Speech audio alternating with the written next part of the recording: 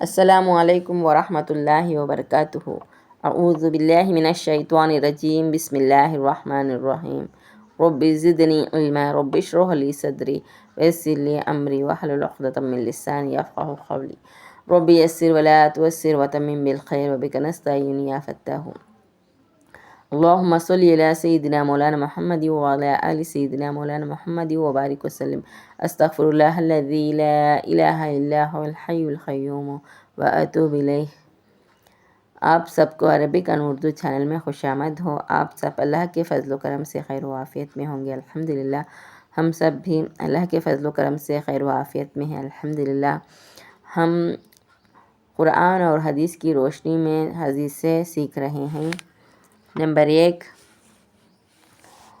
اسلامی تاریخ، فرشتوں کو سجدہ کا حکم اور شیطان کا تکبر۔ اللہ تعالیٰ نے حضرت آدم علیہ السلام کی قدر و منزلت بڑھانے کے لیے فرشتوں کو حکم دیا کہ آدم علیہ السلام کو سجدہ کرے۔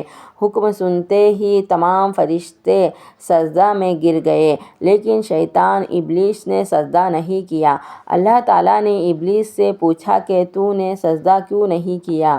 تو اس نے تکبر اور گھمنڈ میں جواب دیا، میں آدم علیہ السلام سے بہتر ہوں، کیونکہ تو نے مجھے آگ سے پیدا کیا ہے اور آدم علیہ السلام کو مٹی سے۔ اللہ تعالیٰ نے فرمایا، تو یہاں سے نکل جا، قیامت کے دن تک تجھ پر لعنت رہے گی۔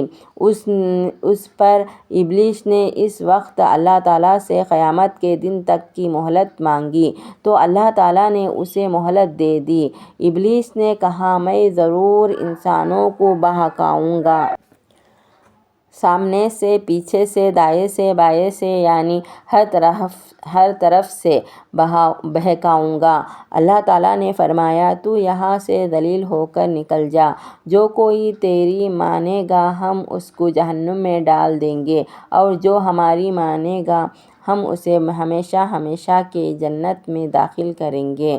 یعنی اللہ تعالیٰ کی سیدھا راستہ اور اللہ کے حکموں پر عمل کرنا چاہیے۔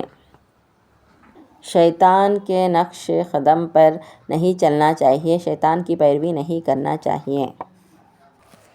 نمبر 2، اللہ کی قدرت، سمندر کا کھارا ہونا۔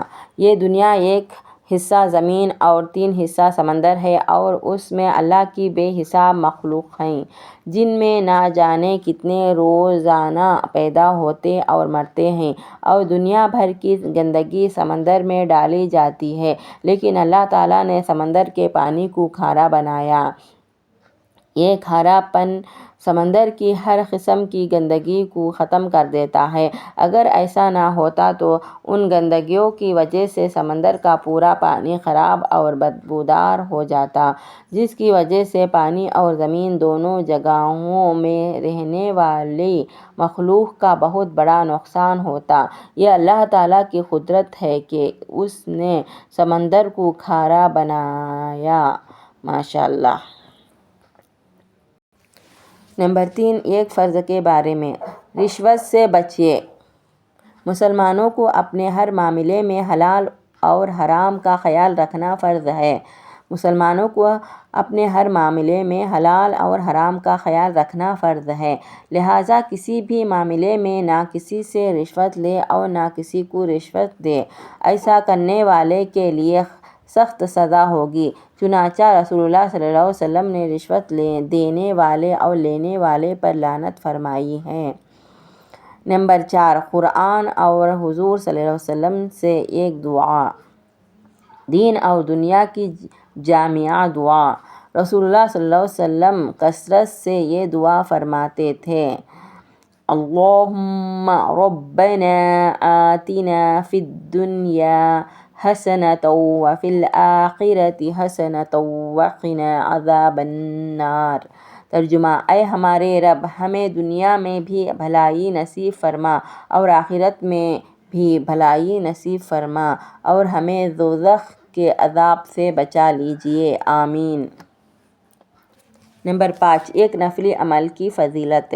بیٹیوں کی اچھی پرورش کا ثواب۔ آپ صلی اللہ علیہ وسلم کا ارشاد ہے کہ جس مسلمان کی 2 بیٹیاں ہوں اور اس نے ان کے ساتھ اچھا برتاؤ کیا تو اچھا پرورش کیا تو یہی بیٹیاں اس کو جنت میں داخل کریں گے۔ دوسرے حدیثوں میں 1 یا 2 یا 3 جتنے بھی بیٹیاں ہوں ان کی اچھی سی پرورش، اچھی سی تربیت کرنے کی وجہ سے ان کو جنت میں داخل کریں گے وہی بیٹیاں، ماشاءاللہ۔ نمبر 6، ایک گناہ کے بارے میں۔ مرد اور عورت کا ایک دوسرے کی نقل کرنا۔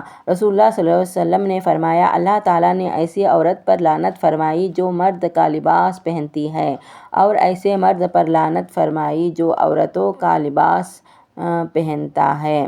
یعنی عورت لوگ مرد کے جیسے لباس نہیں پہننا چاہیے اور مرد لوگ عورت کے جیسے لباس پہننا نہیں چاہیے۔ نمبر 7، دنیا کے بارے میں۔ دنیا میں علم دین پھیلانا۔ دنیا میں علم دین پھیلانا فرض ہے۔ دنیا میں علم دین پھیلانا۔ رسول اللہ صلی اللہ علیہ وسلم نے فرمایا، دنیا میں حسد اگر جائز ہوتا تو ان 2 چیزوں میں ہوتا، ایک یہ کہ اللہ تعالیٰ نے کسی کو مال دیا ہو اور وہ اس مال کو دین حق کے پھیلانے کے لیے خرچ کرنے پر لگا ہو، دوسرا وہ جسے اللہ تعالیٰ نے علم و حکمت عطا کیا ہو جس کے ذریعے وہ صحیح فیصلہ کرتا ہو اور اس کی تعلیم دیتا ہو۔ نمبر 8، آخرت کے بارے میں۔ جہنم کی 4 دیواری کی موٹائی۔ رسول اللہ صلی اللہ علیہ وسلم نے فرمایا، جہنم کی 4 دیواریں ہیں، ہر دیوار کی موٹائی 40 سال چلنے کے برابر ہے۔ استغفر اللہ۔ نمبر 9، قرآن اور طب نبوی سے علاج۔ دل کے دورے کا علاج۔ حضرت سعد بن ابی وقاص فرماتے ہیں کہ ایک مرتبہ میں بیمار ہوا، رسول اللہ صلی اللہ علیہ وسلم مجھے دیکھنے کے لیے تشریف لائے اور اپنا ہاتھ میرے سینے کے درمیان رکھا تو رسول اللہ صلی اللہ علیہ وسلم کے ہاتھ کی ٹھنڈک میرے سینے میں پھیل گئی، پھر فرمایا، اسے دل کا دورہ پڑا ہے،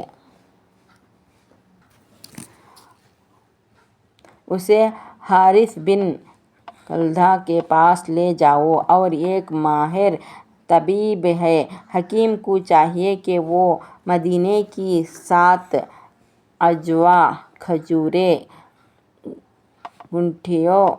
گٹھلیوں کے ساتھ کوٹ کر اسے کھلائے۔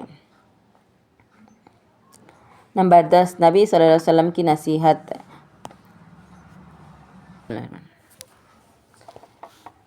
نمبر 10، نبی صلی اللہ علیہ وسلم کی نصیحت۔ رسول اللہ صلی اللہ علیہ وسلم نے فرمایا، آپس میں حسد نہ کرو، ایک دوسرے سے بڑھنے کی ہوس نہ کرو،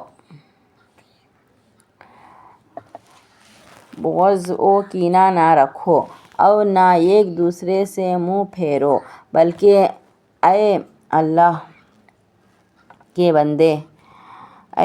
کے بندو، اللہ کے حکم کے مطابق بھائی بھائی بن کر رہو۔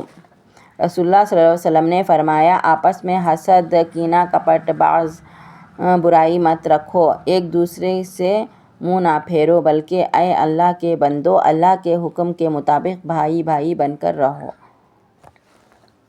اللہم صلی علی سیدنا مولانا محمد وعلی آل سیدنا مولانا محمد وبارک وسلم۔ استغفر اللہ الذی لا الہ الا هو الحی القیوم واتوب الیہ۔ سبحانک اللہم وبحمدک، اشہد ان لا الہ الا انت، استغفرک واتوب الیک۔ اللہ حافظ۔